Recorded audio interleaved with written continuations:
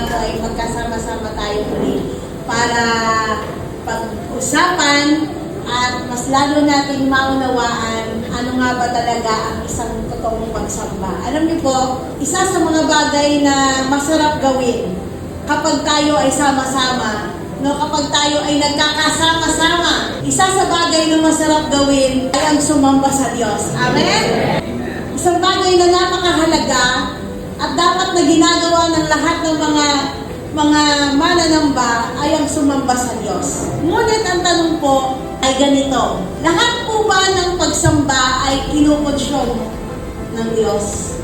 Ang mga pagsamba po ba na ating ginagawa, ang lahat po bang ito ay kinukonsyon ng Diyos? Kung ang lahat po ng pagsamba ay kinukonsyon ng Diyos, bakit po ang Panginoon ay naghahanap pa ng mga totoong mananamba? Kung ang lahat po ng sumasamba ay nakakasamba sa Diyos at kinukonsyon ng Diyos ang kanilang pagsamba, bakit ang sabi po ay nauuhaw ang Diyos sa totoo at tamang pagsamba?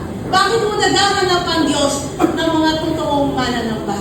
So pwede po palang sabihin na hindi lahat ng pagsamba ay nakaka-please sa Diyos.